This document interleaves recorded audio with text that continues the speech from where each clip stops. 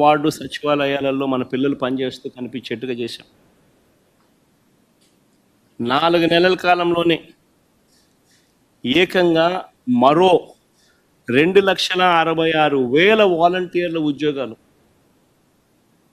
October 2 Gandhi జయంతి నాటికి, అంటే మా ప్రభుత్వం ఏర్పడిన 4 నెలల కాలంలోనే రిక్రూట్ చేశాం. ఎవరు కాదనలేని సత్యాలు ఇవన్నీ. యాప్కాస్ ద్వారా మరో 1,00,000 ఉద్యోగాలు, యాప్కాస్ ద్వారా కరెక్ట్గా చెప్పాలంటే 96,000 ఉద్యోగాలు యాప్కాస్ ద్వారా కల్పించడం జరిగింది. యాప్కాస్లో పే స్లిప్పులతో సహా చెప్పగలుగుతాం ఎవరికి ఉద్యోగాలు ఇస్తున్నామని. నేను చెప్పిన ప్రతి నెంబరు కూడా పే స్లిప్స్తో సహా, ఆధార్ కార్డ్ నెంబర్తో సహా చెప్పగలుగుతాం. గ్రామ సచివాలయాల్లో పనిచేస్తా ఉన్న పిల్లలైతేనేమి, 1,30,000 పైచిలుకు పిల్లలైతేనేమి, 2,66,000 వాలంటీర్లు అయితేనేమి, యాప్కాస్లో పనిచేస్తూ ఉన్న 96,000 మంది పిల్లలైతేనేమి,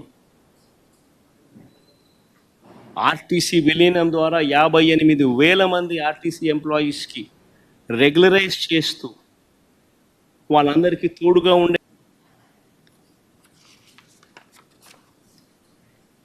ఇవి కాక మిగిలిన కాంట్రాక్టు, మిగిలిన గవర్నమెంట్ ఉద్యోగాలన్నీ కూడా లెక్కేసుకుంటే అక్షరాల 5 సంవత్సరాల కాలంలో వైఎస్ఆర్సీపీ ప్రభుత్వ హయాంలో వివిధ సెక్టార్లలో గవర్నమెంట్ ఉద్యోగాలు అని అంటే గవర్నమెంట్ ఉద్యోగాలు, అవుట్సోర్సింగ్, కాంట్రాక్టు అన్ని గవర్నమెంట్ పరానికి సంబంధించినవి 6,31,310 మందిని వైఎస్ఆర్సీపీ హయాంలో ఉద్యోగాలు ఇచ్చారు. అదేవిధంగా లార్జ్ అండ్ మెగా సెక్టార్లో వీళ్ళు ఇచ్చిన సోషో ఎకనామిక్ సర్వే రిపోర్ట్లు మొట్టమొదట బడ్జెట్ ప్రవేశపెట్టేటప్పుడు, ఇది మా సోషో ఎకనామిక్ సర్వే రిపోర్ట్ కాదు, వీళ్ళ గవర్నమెంట్ వచ్చిన తర్వాత వీళ్ళ మొట్టమొదటి బడ్జెట్తో పాటు 2023-24 సంబంధించి వీళ్ళు ప్రవేశపెట్టిన సోషో ఎకనామిక్ సర్వే, మేము చేసినది కాదు సోషో ఎకనామిక్ సర్వే, వీళ్ళు ప్రవేశపెట్టిన సోషో ఎకనామిక్ సర్వే. వీళ్ళ ప్రకారమే లార్జ్ అండ్ మెగా ఇండస్ట్రీస్లో 102,000 ఉద్యోగాలు ఇవ్వడం జరిగింది. ఎంఎస్ఎంఈ సెక్టార్లో ఈ వైఎస్ఆర్సీపీ హయాంలో 2019 నుంచి 2024 మధ్యలో ఏకంగా 32,79,970 ఉద్యోగాలు ఇచ్చారు. 32,79,770 ఉద్యోగాలు ఎంఎస్ఎంఈ సెక్టార్లో ఆ 5 సంవత్సరాల్లో ఇవ్వడం జరిగింది.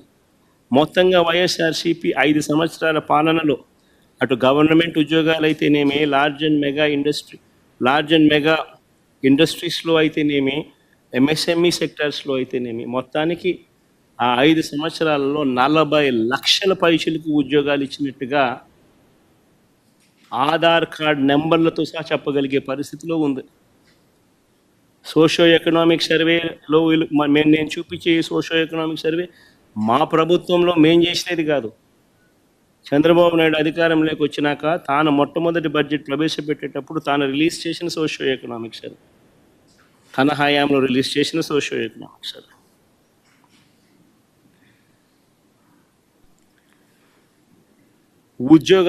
ఉద్యోగాలు కల్పించే విషయంలో ఏ ప్రభుత్వం ఎంత చిత్తశుద్ధిగా పనిచేస్తూ ఉంది, ఏ ప్రభుత్వం ఎంత నిజాయితీగా పిల్లల పట్ల ఉంది అని చెప్పడానికి ఇదొక నిదర్శనం.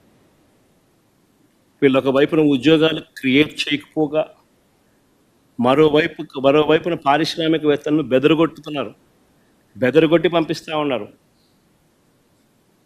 కడపలో స్టీల్ ఫ్యాక్టరీ పెట్టడానికి ముందుకు వచ్చిన సజ్జన్ జిందాల్ని బెదరగొట్టి పంపించాడు. అరబిందో సంస్థను వీళ్ళే బెదిరించి పంపించేసే కార్యక్రమం చేస్తూ ఉన్నారు.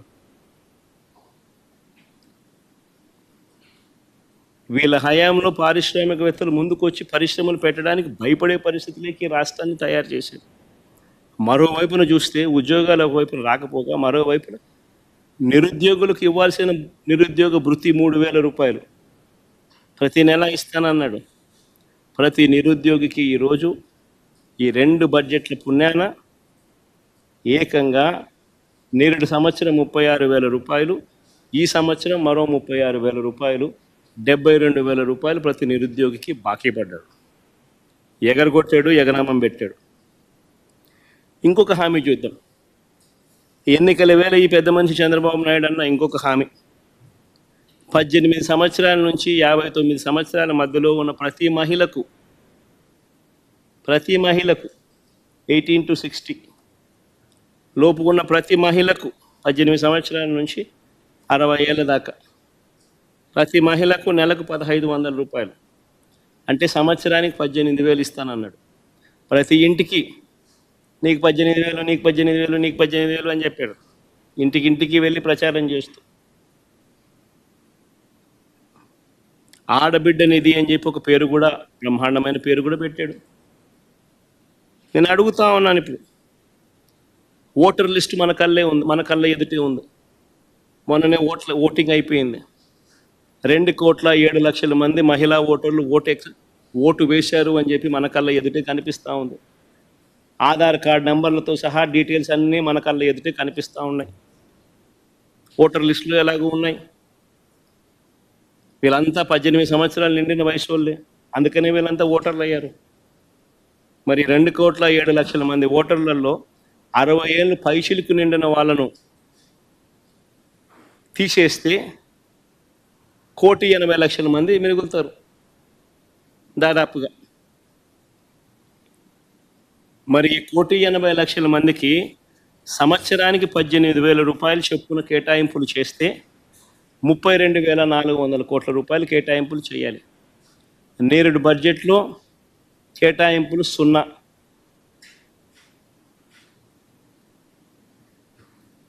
ఈ బడ్జెట్లో కేటాయింపులు 0.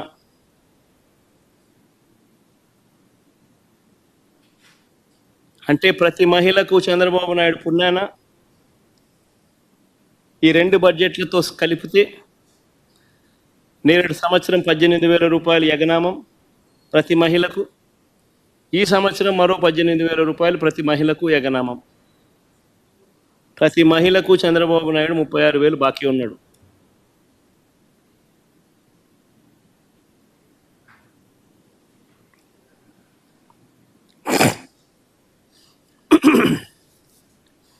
మహిళలందరికీ ఉచిత బస్సు, ఇది చాలా చిన్న హామీ వాస్తవం చెప్పాలంటే. సంవత్సరానికి మహా అయితే నెలకు 275 కోట్లు కావచ్చు, సంవత్సరానికి మహా అయితే 3,500 కోట్లు కావచ్చు. చాలా చిన్న హామీ వాస్తవం చెప్పాలంటే. ఎన్నికల మేనిఫెస్టోలో ఇది హామీ పెట్టాడు. ఫస్ట్ ఇయర్ అయిపోయింది, ఎగరగొట్టేశాడు. మళ్ళీ 2వ సంవత్సరం, మళ్ళీ ఈ సంవత్సరం బడ్జెట్లో చూస్తామా అంటే కనిపించడం లేదు. ఈ సంవత్సరము ఎగనామే. మా రాయలసీమలో ఉన్న మహిళలందరూ ఎదురు చూస్తున్నారు. విశాఖపట్నం పోయి రావచ్చు కదా, పోయి చూసి రావచ్చు కదా, బాగుంటుంది కదా అని చెప్పి. కర్నూలు, విజయనగరము, శ్రీకాకుళము, ప్రకాశము, అనంతపురం, నెల్లూరు, వీళ్ళంతా మహిళలు ఎదురు చూస్తున్నారు. విజయవాడ, గుంటూరుకు పొద్దున పోయి సాయంత్రం రావచ్చు కదా, చూసి రావచ్చు కదా, ఏదో అమరావతి కడుతున్నాడు కదా, ఎలా ఉందో చూసి రావచ్చు కదా అని చెప్పి. ఉచిత బస్సు పెడితే ఉచితంగా ప్రయాణం చేసి రావచ్చు కదా, ఎక్కడికి పడితే అక్కడికి పోవచ్చు కదా, విహారయాత్రలకు పోవచ్చు కదా, చూసి రావచ్చు కదా, విశాఖపట్నం దగ్గర నుంచి, విజయవాడ దగ్గర నుంచి, గుంటూరు దగ్గర నుంచి అందరూ చూసి రావచ్చు కదా అని చెప్పి అందరూ ఎదురు చూస్తూ ఉన్నారు. కానీ ఈ పెద్ద మనిషి ఏమో ఇటువంటి చిన్న హామీని కూడా నెరవేర్చడంలో మాత్రం ఈ చంద్రబాబు నాయుడు అనే వ్యక్తి తన నైజాన్ని చూపిస్తూ ఉన్నాడు. నేడు సంవత్సరం 3,500 కోట్లు